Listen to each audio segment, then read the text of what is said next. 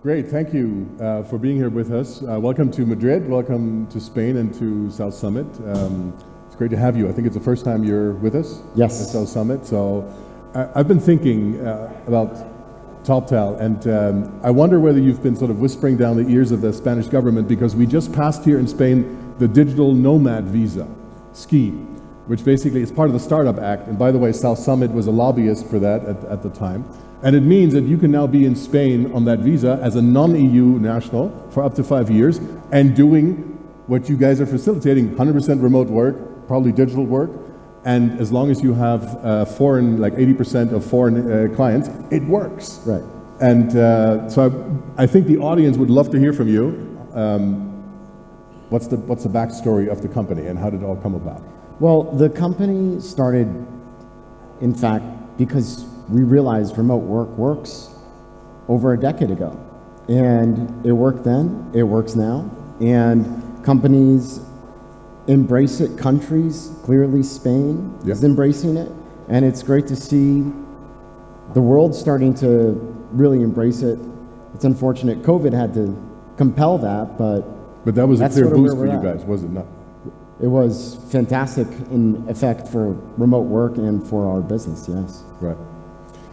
Interestingly, and oftentimes here at South Summit, we have tons of examples about companies who are obsessed with financing and one round and the other one, and you guys only ever took seed money, Yes. right? 1.4, I believe. Yes, about it. Right? Yes. And like, how the heck did you pull that off to scale it? Well, our business model allows to get capital in and then pay out after. So it's a pretty simple way to run a business. You get paid before you pay out. And so we were always rather profitable, and that allowed us to retain capital and be able to scale without raising a lot of external capital through external capital partners. Right. It seems like the key magic sauce here, that what you're doing is to identify the top talent, which you define as the top 3%. Sure. In the tech space, okay? And if I look at it from my lens, it seems like, that's somehow the secret formula here, the magic one of doing that. So it's described on the website, but I would love to hear your take on it, on how you guys designed that and pulled that off. Because for most companies, as I see it, from my perspective, is identifying top talent is pretty damn hard. And not even talking about the 3% level, right? It's even, you can sometimes a 50-50 guess, but what can we learn from that? And how did you guys do that? Well, I think what you can learn from it is that people gauging people matters, and what you see on a lot of websites where you see an application or they have a automated marketplace that helps match up the talent with the company, the people-to-people component actually really matters. And so screening people through people in a more traditional sense, albeit at scale and facilitated through technology, makes a huge difference. And it's why people choose TopTal over going on a website and just finding someone themselves. And so I think that is important, because as we evolve in terms of the internet and all the different companies that are coming out there, it's important to keep in mind that quality matters, and that the way that you get to quality is through human intervention. And that's something that a lot of internet companies don't focus on. That's something that TopTal has made a conscious decision to focus on. Is there any pattern that you see apart from top quality among those top 3%? I would just say that they're consummate professionals that are super qualified for the field that they're in. We have our own standard, and so for a tech person or engineer, designer, finance person, etc., we crafted our own standards to speak to each one of those verticals, as we call them, individually. And so each vertical is gauged by a professional or a set of professionals in that specific vertical, and that allows us to have experts gauging experts effectively. Okay. So if anybody in here is thinking about becoming a top taler, I guess is what you call it, and you want to aim for, making that cut, that threshold of the 3%. What's your advice to them? Well, the interview matters, so make sure you have a good camera, make sure you have a high quality microphone, make sure your setup is good. We do gauge those things. That's automated up front, right? It is, but if you go through the interview process and we notice that you have a cluttered background or things of this nature, they will count against you for sure. And we've noticed, just this is more so from the earlier years, that clients and people who work with talent remotely really have a unpleasant experience when they're working with a talent that doesn't have good microphone, good video, clean background, things of this nature. And they generally don't integrate as well into those companies because at the end of the day, they are companies. There are groups of people that will be working with that individual or those individuals that they hire, and they want them to be high quality professionals that are represented wherever they may end up. Okay. I'm hoping that the digital nomad visa and the chat here is going to boost some of those who are probably going to give it a shot and apply. So, as a 100% remote company by conviction and by design, right? How many employees do you now have? Is it more than 2,000? Well, our core team is a bit over 1,000. Right. Yeah. Okay. So that's a sizable team. Yeah. And we know all that what makes a company like this work is culture. There's like some glue that keeps them together. But if you're 100% remote, how do you do that? Well, culture is a culmination of values and the actions that show what values you represent, and you do that through a carrot and a stick. And so as long as you're promoting different values and showing what values you find unattractive or are detractors effectively, you are extolling your culture perfectly. And that's what we do at TopTal. We state our values on our website. People are very clear as to what they're getting themselves involved with.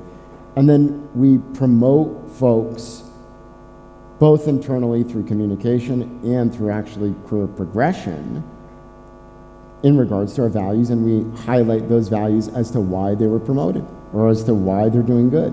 And we talk about it. Literally every all hands that we literally have an attribute that says, are they helpful? Are they unifying? Are they X or Y or Z? These are all attributes that we find on our website and that we speak to on our all hands calls. Now, we don't say, hey, this person was unattractive in this sense, but we do make it very clear what we like and what we don't like, and we make that very So it's very explicit. Yes. But you guys do come together for offsites and stuff like that, right? We do. Okay. So there is a good connection. I guess a lot of what you guys do clearly works really well for a tech company because it's easy to be 100% remote and so forth.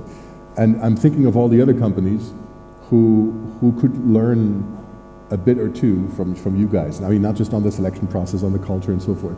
There's got to be a transfer here of what the others can learn. I don't know. Maybe we can think about how the uniqueness can spill over to others in some way. I think honestly, it's just an old mindset that a lot of folks have in terms of not adopting remote work, and that's really unfortunate. The most progressive companies are the companies that embrace remote work and do it well. And I mean, we're a testament to that. We're a company that runs very well. I think we run better than most non-remote companies. So. Now, since I represent an educational institution here, IE, and it's sort of our job to educate the next generation of leaders, we're constantly debating about the kind of skills that we should teach them. And now you see skills-based hiring is sort of, there's a clear tendency to it, as opposed to show me your degree certificate, and we assume that you know what you're doing, right? And I think your own story shows it doesn't really matter, right? You can do great stuff without it. And so I'm wondering whether you see this sort of, in tech it's easy because you do a test, you give them a problem, and you can see if it works. But if you extrapolate that to other areas, it's not that easy to test, right? So I wonder if we're moving to sort of skills-based hiring, do you see that? And how could the others sort of equally do what you guys are doing? Our screening process doesn't look at credentials, and that's rather unique. So we'll interview pretty much anyone who applies, regardless of the vertical. Now, we do prioritize in some way, but we will nonetheless interview anyone who applies to any of the verticals. And so we're a purely merit-based network, talent network, and that's very important because you never really know who's going to be good or not, and especially globally. It's very difficult. For example, in America, people just don't know that many universities outside of America. It's just a fact. But there's a lot of talented people out there. So we just do our best to gauge every single person who's coming through the pipeline based on merit.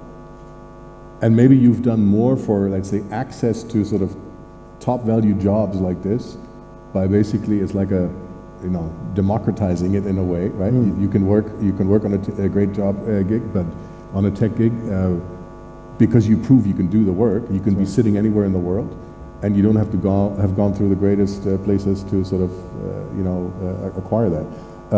As we're thinking about, the importance of skills, apart from these credentials and all this other stuff, but what do you think are the skills that are increasingly needed? Sort of, I'm thinking again of my generation of the next leaders of tomorrow, right? What should I be, beyond the tech side, but what should I be more concerned about in terms of the skills that they need going forward? Good writing. Good writing. Okay. So we have to actually emphasize, that's what you learn in high school, maybe even primary school, right? Well, it seems people aren't doing good enough in high school then, because it's very clear that the younger generations, they just don't write as well. Because we're in this sort of WhatsApp mode of communicating? Yeah, we'll fire you at TopTal if you say like you, I, lowercase I. I mean, like, you'll just get fired straight up. There's no way that you'll work at our company. Right. And people find that surprising, but we're not a TikTok Gen Z company internally. We're not adopting this, and rightfully so, because we want to speak proper English and have elegant conversations, not chit chat about things using shorthands. It's something that makes the company really good at the end of the day, but you find it. You find a lot of the younger folks, they're just not good communicators through written format. My kids are 7 and 8, 2 girls. I'm going to make sure that they got the writing down. Is there a link between good writing and good coding? I wouldn't say good writing, good coding, but I would say there's a very strong link between good writing and good thinking. Okay. There you go. Thinking of this trend of, we all came into COVID, we all had to go hard into remote, we came back to it. And most companies here that are not 100% tech companies have kind of found their balance, whatever. There's even a law in Spain that defines, no more than up to 3.5 days in the office, up to maximum 1.5. It's kind of crazy, right? I didn't know that. The thing is, nobody checks. As long as you don't check, people do their job and do what they want, but the law's still there, right? But the point is that, I wonder whether we will see a further trend to other companies like this going even more towards the 100% remote, and they don't have to be in the tech space. Is that, let's say, if we sit here in 5-10 years, is that what you would be seeing? Well, I think remote is the obvious trend, and people become more remote. Ideally, countries codify laws that embrace remote work and that make it a friendly environment for people. I think that's where countries should go. And I think there should be legislation that's adopted across not just America, but also the EU, speaking here in Madrid, that makes it so that working from home is not just viable, but legal, and is part of the society. Right. It's cognizable via the law. And I think that's important. Spain is a country that is highly concentrated in cities. There's been a big move to urbanization. And in fact, if this remote trend continues, you could almost imagine that there's sort of currently depopulated areas, especially in a country like Spain, that could be reinvigorated with this, you know. But we'll see how it's going. In terms of TopTal's trajectory looking forward right now, I mean, you're pretty secretive with numbers and apart from applications and so forth, which is understandable. Is there any next big thing that's on the horizon? Sure. I wouldn't characterize our numbers as being secretive. We just don't have a reason to, Of course. make them public because we're not a public company. Right. But Do you want to be one at some point? potentially, it's always a potential. But our focus is really just rolling out new verticals, making sure that we continue having high quality talent in the different verticals that we currently offer, and then rolling that out to new verticals. Okay. To just kind of wake you guys up a bit, and since we're close to each other and we have some time left, I'm just going to give you a chance to equally ask a question to Tasso, because this is how we do things. Can I see a hand? Can you stand up? Can I see you? Don't be shy. This is your chance to have someone on stage who's been building a company over the last, 11 years, 12 years? Let's get some light. In class, I'm doing cold calling. I might be doing cold calling here as well. Give me some energy, guys. I see you smiling up front. Go for it. Having started this organization well before remote work was really like a trending topic like it is now, was there a piece of it that you had to face it early with remote with clients or explaining what the business structure was? Yeah, I would say that when we started TopTal, you didn't have Slack, you didn't have Zoom, you didn't have a lot of the different pieces of infrastructure that we all recognize as commonly used tools for remote work. So we had to figure out different tooling that worked in the early days, and by doing that, you don't just figure out the tooling, you actually figure out many of the different fundamentals and the dynamics underlying how you need to interact in order to effectively work remotely. And I think that's in fact a reason why TopTal has been so successful, because it's not like we just go on Zoom and Slack and people chat as a free-for-all.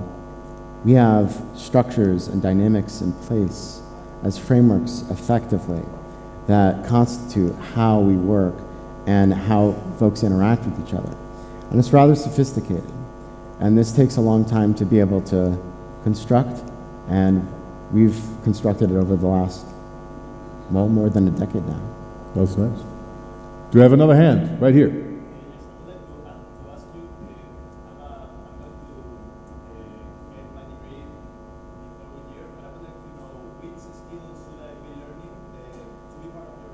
Writing. We heard writing. Which other skill would be necessary? Well, AI is the obvious trend, and I would say that that's a huge uptick in terms of demand. So anything machine learning related will do you well, for sure. Up there. Yes. Loud. Shout loud. Loud.